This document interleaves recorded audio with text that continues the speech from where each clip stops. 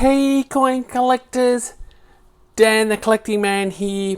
Today I've got a fun, exciting video to go through the 2025 World Money Fair Kookaburra, one of the more collectible items that comes out of the Perth Mint.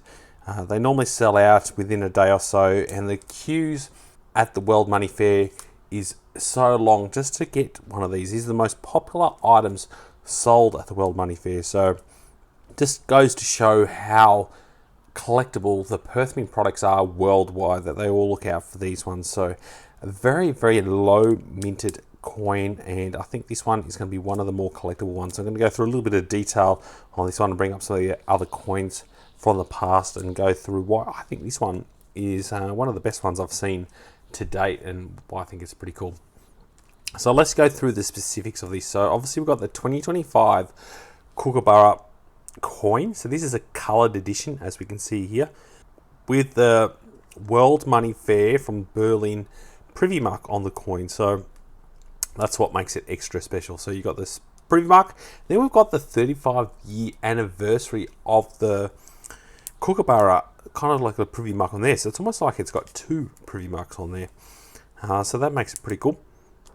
And this has the Bullion AMPELMANN on there. So that's the red, like when you cross the traffic lights, this is the red man. So last year we had the green one, and this year we've got the red one.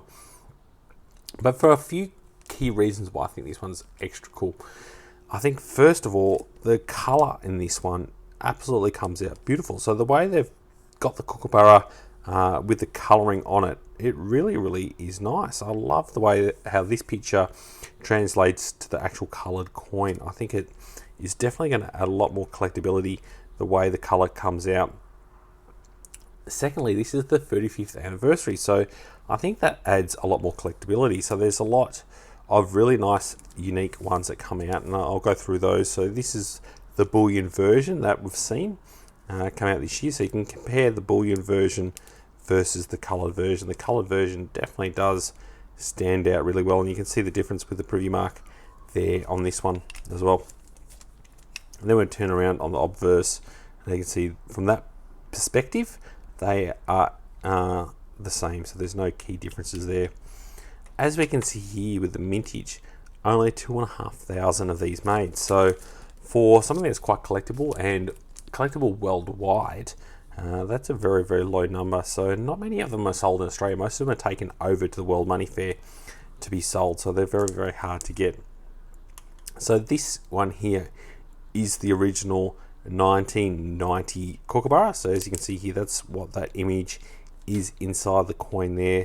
This is the original coin. You can see the difference in the quality and the way they've done it. So it used to be a $5 coin, and you can see just the lines going through it, how they've had to produce the dies back in the day compared to what we've got now with the beautiful frosting is a big difference. But yeah, you can see the little image there.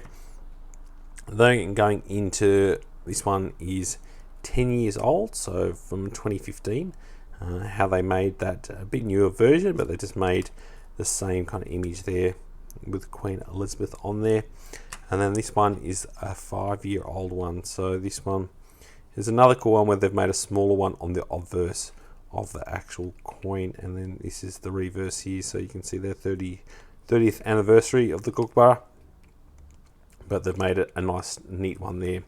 So they've done a lot of different editions, but I think having the 35th anniversary in coloured in such a low mintage is going to add definitely a lot more cool collectability to it. And I'd love to know in the comments below if it's something that you collect, and do you like getting these special editions. So it's kind of like a PNC, but there's no stamp.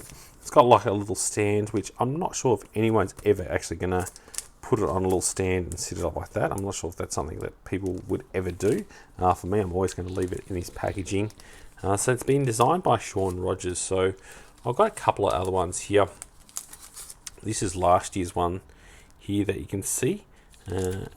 Again, this was designed by Sean Rogers, and I was lucky enough to meet him last year and actually get him to sign the card. So I wonder if that adds any collectability. But you can see here how this is the last year. It had the green man for the World Money Fair. So very similar kind of colour when it comes to the actual packaging. But you can see with this one, I think the one that I lost it for me is the actual green snake.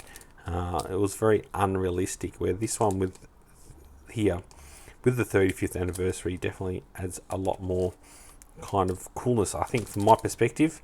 The other key feature with this one is, again, they only made 2,500 of these, but the Bullion version of these had King Charles on it, where the World Money Fair ones had Queen Elizabeth. So that kind of makes these a little bit more unique as well, where you've got Queen Elizabeth on these ones, but the Bullion version has King Charles, so that makes it a little bit more different again from that. But these are definitely pretty cool.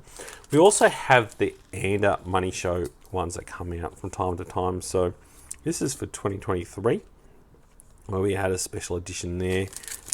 These are pretty limited as well, so only 2,000. And I had this one signed by Wade, so pretty cool. I'm not sure if they're going to do it this year. They normally seem to be now doing the lunar coins in coloured editions for the Ander show, so I'll be going to that and getting the coloured version of those. But I think definitely this is quite unique. So I ended up buying this one on, it was called the Coin Collect. So I haven't purchased anything before. They sent it through this pretty snazzy pen as well. Looks pretty cool. Something unique. So that's where I was able to find it. They're very, very hard to get. So often when websites put it on, they're sold within hours, these ones in Australia, because there is such limited amount actually sold within Australia. So if you're not sure where to look and where to find it, I know there's the little coin store and a few other shops actually sold them very limited amount, but I'm not sure how many people actually within Australia are searching for them and trying to collect them like I am. For me, I think they're definitely going to add a lot of value.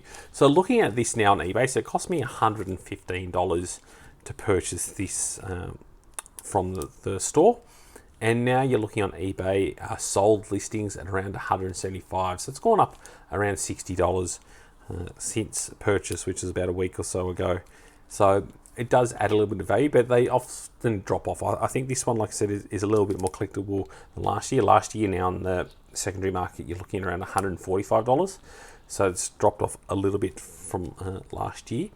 But I think this one, with the beautiful coloured design and being the 35th anniversary edition, I think will hold a little bit more value than last year's one. So I'd love it in the comments below if you agree with me, or if you think like all coins like this, they'll drop off in value.